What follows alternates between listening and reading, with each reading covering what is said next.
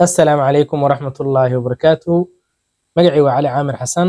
Daawaday halkan waxaan kugu soo gudbinayaa ilaa iyo 7 qodob oo ku saabsan faa'iidada ay leedahay xilliga hore in la hurdo, ama 7 benefits to sleep at night early.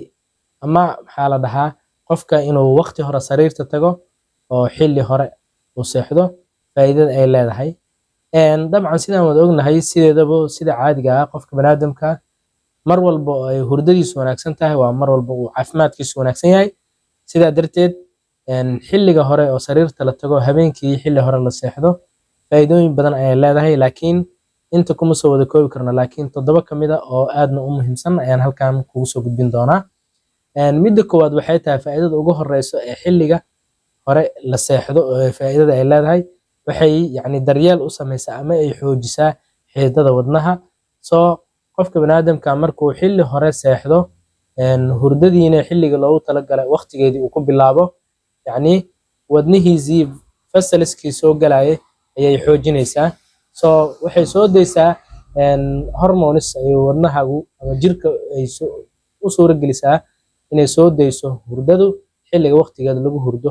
sidoo kale waxay caafimaad siisaa blood vessels-kii ama xididadii maxaa la dhahaa dhiigga qaadaya aroorayaashii wadnaha geynaya.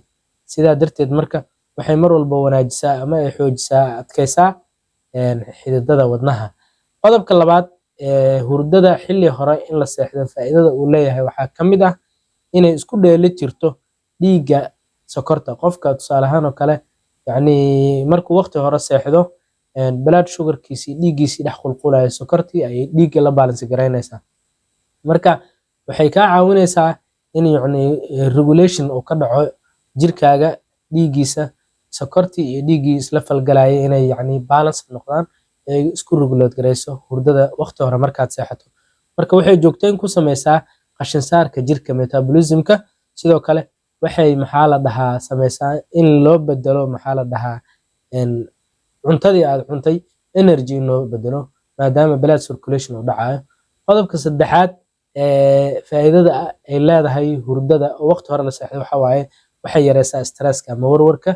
soo qofka baniaadamka markuu xilli hore seexdo waxay ka caawinaysaa inuu helo fudayd iyo inuu dareemo relaxi ama raaxo. sida marka maadaama waqti hore seexanayo, jirkiisu wuxuu galayaa deganaan iyo huduu. sidoo kale faa'iidada afraad ay leedahay early bedtime ama xilli hore in sariirta la tago waxaa weeye waxay yareysaa caabuqa jirka ka jiro. tusaalehaan qofka hadduu dhaawac qabo jirkiisa ama inflammation uu jiro ama caabuq kale oo nabarro caadi uu qabo, waxay yareysaa caabuqa jirkaaga ka jiro, waxayna soo dedejisaa waxa loo yaqaano healing-ka ama bogsashada. soo marka waxay hurdada waqti hore la hurdo waxay joogtaysaa difaaca jirka, waxayna sameysaa in difaaca jirkaagii ay balance ka dhigto.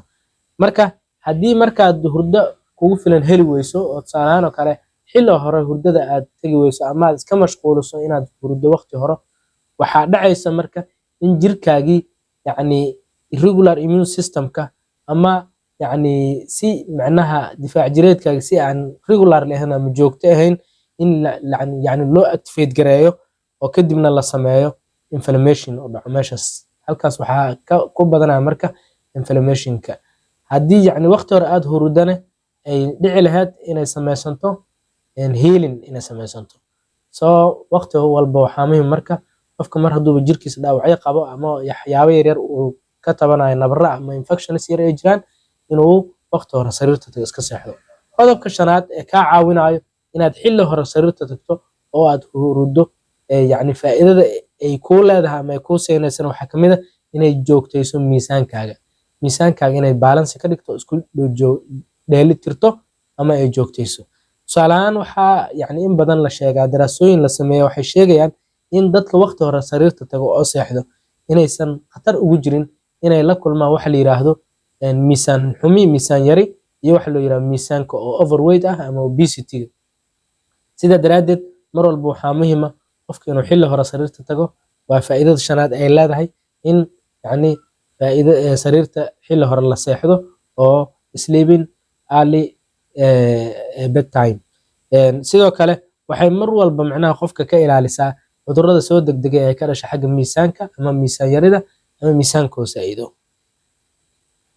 sidoo kale qodobka lixaad yacni faa'iidada ay leedahay xilli hore in la seexdo waxaa ah inay xusuusta sare u qaado. waxay samaysaa waxa la yiraahdo brain boosting ama maskaxdii ama xusuustii ayay xoojisaa. marka hurdada waxay mar walba marka door muhiim ah ka qaadataa yacni in maxaa la dhahaa la yareeyo waxyaabihii maskaxda poor memory keenayay oo la yareynayo. waxayna samaysaa wax loo yaqaano memory consolidation oo ah xoojinta maskaxda. qodobka ugu dambeeya oo toddobaad wuxuu yahay waxay hurdadu mar walba dayactir ku samaysaa mudayaasha jirkaaga ama tissue-ga jirka uu leeyahay. waxay markaad waqti hore hurdo jirkaaga wuxuu samaysanayaa hard cells, marka waa adkaanaysaa in bodygaagi uu soo saaro cells cusub oo haddana yacni adag oo maxaa la dhahaa mar walba yacni jirkaagi body building usii sameynayo. mar walba marka aad waqti hore hurdo waxay ka qayb qaadanaysaa in unugyo cusub jirkaaga uu samaysmo oo adipose tissue fiican ayuu jirkaagu soo saarayaa, halkaasoo yacni ay ka dhalanayso qofkii inuu jirkiisii maxaa la dhahaa hilib badan soo galo ama koriinsho fiican uu helo. way badan yihiin qodobada laga helo faa'iidooyinka laga helo hurdada xilli hore la hurdo, laakiin intaas ayaan kusoo koobayaa maanta insha allahu tacaala. waxaan mar walba muhiim inuu qofka ku dadaalo in uu ka qayb qaato sidii uu jirkiisa caafimaadkiisa ugu dadaali lahay. marka fadlan haddii aad nagu cusub tahay please subscribe inoo saara YouTube channelkeena. haddii aad Facebook naga daawanaysana fadlan comment, like and share noogu dadaal. wassalaamu calaykum waraxmatullahi wabarakatu.